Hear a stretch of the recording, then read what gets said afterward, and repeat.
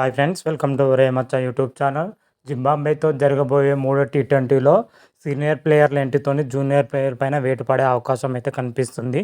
అయితే ఏ ప్లేయర్ పైన వేటు పడుతుంది, ఏ ప్లేయర్ జట్టులో చోటు కల్పించుకున్నాడు అనే విషయాల గురించి పూర్తి డీటెయిల్ తెలుసుకునే ముందు మా ఛానల్ సబ్స్క్రైబ్ చేసుకోండి. పక్కన ఉన్న బెల్ ఐకాన్ మాత్రమే క్లిక్ చేసి పెట్టుకోండి. ఫర్దర్గా మేము వీడియోలో అప్లోడ్ చేసినప్పుడు మీకు నోటిఫికేషన్ వస్తుంది. జింబాబ్వేతోని 5 మ్యాచ్ల టీ20 సిరీస్లో భాగంగా మూడో టీ20 మాత్రమైతే జరగనుంది. ఇంతకుముందుకే 2 టీ20లు మాత్రం జరిగినాయి. 2 టీ20లో జింబాబ్వే టీం ఒకటి గెలవగా టీమిండియా మాత్రమైతే ఒకటి గెలవడం జరిగింది. మొట్టమొదటిసారిగా జింబాబ్వే చేతిలో మన టీమిండియా మొదటి టీ20లో దారుణంగా ఓడిపోవడం జరిగింది. సెకండ్ టీ20లో మన టీమిండియా వచ్చేసరికి ప్రతీకారం అయితే తీర్చుకోవడం జరిగింది. దాదాపు 100 పరుగుల తేడాతోనే గెలవడం జరిగింది. కాకపోతే మొదటి టీ20లో ఓటమికి అయితే మన టీమిండియా అయితే చాలా దరిద్రమైన పర్ఫార్మెన్స్ అయితే కనబరిచిందని చెప్పుకోవచ్చు మొదటి టీ20లో.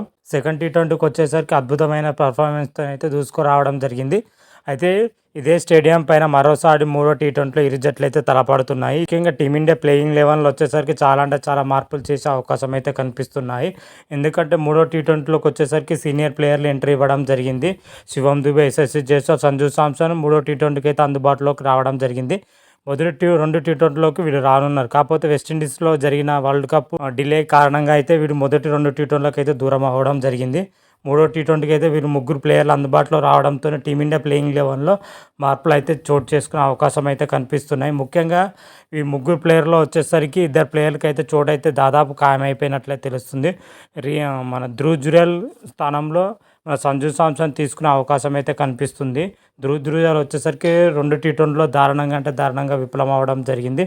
అనుకున్నంత స్థాయిలో రాణించలేకపోవడంతో సంజు సామ్సన్ అతని ప్లేస్లో తీసుకునే అవకాశం అయితే కనిపిస్తుంది. అదేవిధంగా రియాన్ పరాగ్ ప్లేస్లో వచ్చేసరికి శివం దుబేను తీసుకునే అవకాశం అయితే కనిపిస్తుంది. ఎందుకంటే రియాన్ పరాగ్ మొదటి టీ20లో దారుణంగా విఫలం అవడంతో అతని ప్లేస్లో వచ్చేసరికి మన శివం దుబేను తీసుకునే అవకాశం అయితే కనిపిస్తుంది. అదేవిధంగా యశస్వి జైస్వాల్కు జట్టులో చూడడానికి చాలా కష్టంగానే చెప్పుకోవచ్చు. ఓపెనింగ్ పొజిషన్లో శుభ్మన్ గిల్ ఎలాగో కెప్టెన్గానే బరిలో దిగుతాడు.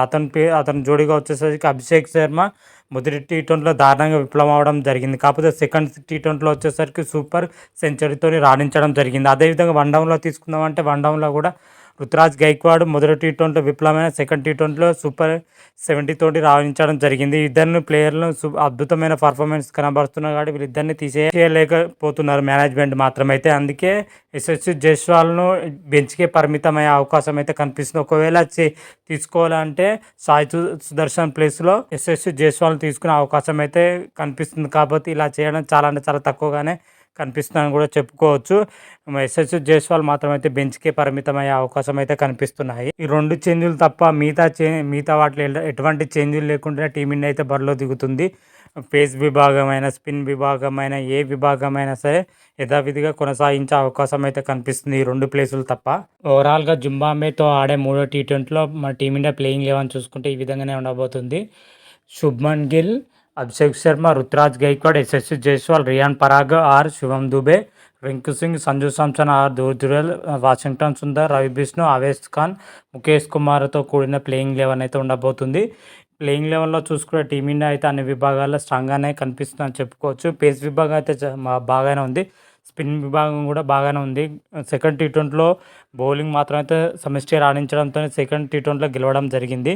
మరి ఒకవేళ థర్డ్ టీ20లో వచ్చేసరికి సీనియర్ ప్లేయర్లకు అందరు రెస్ట్ ఇచ్చి జూనియర్ ప్లేయర్లతో దిగుతుందా, లేకపోతే వీళ్ళ 3 తీసుకొని జూనియర్ ప్లేయర్ రెస్ట్ ఇస్తుందా అని అయితే చూడాలి మనమైతే.